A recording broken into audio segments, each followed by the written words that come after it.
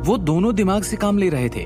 वो अच्छी तरह जानते थे कि शीतल कुमार से पंगा लेना मतलब समाज और परिवार में अपनी प्रतिष्ठा को खतरे में डालना, और अगर वो ज्यादा नाराज हुई तो उनकी जान भी खतरे में हो सकती है। इसलिए उन्होंने मौका मिलते ही सारा दोष पूनम के मत्थे मढ़ दिया और खुद बच निकले। शिवम हल्का सा मुस्कुराया और कहा, मैंने पहले ही कहा था, एक कुएं के मेंढक हो दोनों। बाहर निकलकर समझ आ रहा है ना कि दुनिया कितनी बड़ी है और तुम बहुत लोगों से छोटे हो। शिवम के इतना बोलते ही उन दोनों का पारा 7वें आसमान पर चला गया। एक तो शीतल कुमार ने उसके कारण नारंग परिवार को जलील कर दिया, फिर इन दोनों को उससे माफी मांगने पर मजबूर किया। अमिताभ और अजीत ने एक दूसरे की तरफ देखा। दोनों की आंखों में क्रोध था। उन्होंने शिवम को गुस्से से घूरा। अमिताभ और अजीत शिवम को घूर ही रहे थे कि शीतल की गुस्से में कांपती हुई आवाज आई, मैं वार्निंग दे रही हूँ। दोबारा मैंने सुना कि किसी ने मेरे बारे में ऐसी घटिया अफवाहें उड़ाई है तो मैं थप्पड़ या जबान का इस्तेमाल नहीं करूंगी। इतना सुन लो कि आज के बाद तुम लोगों को उस ऋषभ से नहीं, मुझसे डरने की जरूरत है। नहीं मिस कुमार, आप फिक्र मत कीजिए, नारंग परिवार का मुंह हमेशा बंद रहेगा, इस बात की मैं गारंटी देती हूँ, पूनम ने गंभीरता से कहा। इस समय सिमी और अखिल आत्मा तक डरे हुए थे। उन्हें उम्मीद नहीं थी कि जिस खतरनाक लड़की से उन्होंने पंगा लिया है वो वास्तव में कुमार परिवार की मिस कुमार थी। Miss Kumar, I am very very sorry. मैं नहीं जानती थी कि मैं किसके बारे में बात कर रही हूँ। मैं हूँ ही जरा पागल सी। आप भूल जाइए ना, मैंने जो भी कहा बकवास थी वो सब। सिमी ने जल्दी से शीतल से माफी मांगी। शीतल ने पूनम का मुंह सुजाया। अमिताभ अजीत का सर झुकाया। सिमी को डर था कि कहीं उसके साथ भी कुछ ऐसा ही ना हो जाए। शीतल ने कुछ नहीं कहा और शिवम की ओर देखा। वो अब भी गुस्से में थी, लेकिन शिवम को देखकर उसकी कठोरता थोड़ी कम हो गई। शिवम, तुम अब तक बुत बनकर क्यों खड़े हो?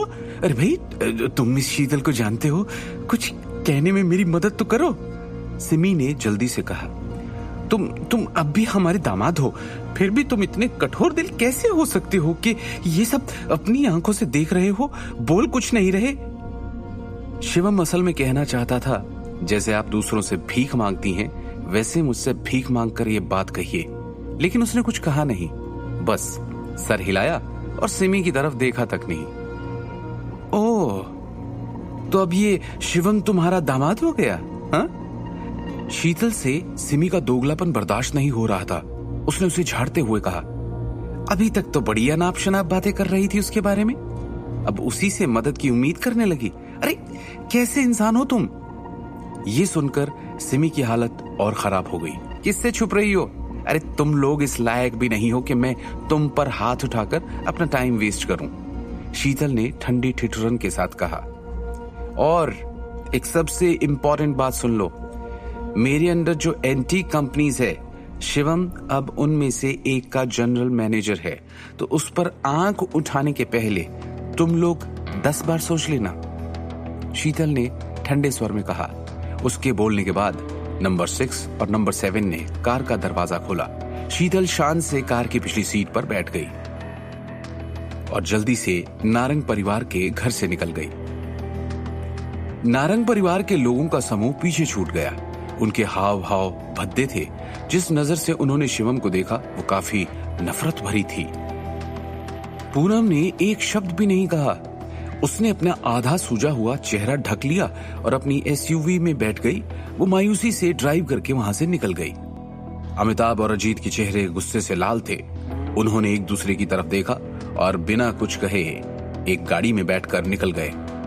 आज उन्होंने शिवम के सामने खुद को शर्मिंदा कर लिया। वो अपना चेहरा दिखाने के लिए वहां 1 मिनट भी नहीं रुकना चाहते थे। हमारी बहन से ये उम्मीद नहीं थी मुझे। अरे मुझे तो लगा था कि कुमार परिवार में सच में उसका राज चलता है। यही सोचकर तो हमने उससे हाथ मिलाया था। पता नहीं था वहां ऐसी शर्मनाक हालत है उसकी और उसके पति की। कार की पिछली सीट पर बैठे अजीत ने अधीरता से कहा, उसने न केवल शिवम को दूर भगाने का हमारा प्लान खराब किया, बल्कि ऋषभ कुमार से जान पहचान बढ़ाने का मौका भी छीन लिया। उस निकम्मे शिवम से माफी मांगनी पड़ी, वो अलग। अरे पूनम भरोसे के लायक थी भी नहीं। अमिताभ ने गहरी आवाज में कहा। और ना ही वो ऋषभ कुमार। मैंने सुना है कुछ बॉडीगार्ड्स लेकर वहां नारंग रेजिडेंस आया था, लेकिन शीतल ने उसे डराकर भगा दिया। अरे ऐसी आदमी से जान पहचान बढ़ाकर हम क्या करेंगे? वैसे भाई साहब, आपको क्या लगता है ये शिवम क्या तकदीर लिखवा कर लाया है? उसने कुमार परिवार की मिस कुमार पर भरोसा किया और उसने आज उसे बचा भी लिया। अजीत का चेहरा आश्चर्य से भरा हुआ था। कुमार परिवार की राजकुमारी शिवम की दोस्त। भाई साहब, ये लड़का लकी है या बहुत बड़ा खिलाड़ी?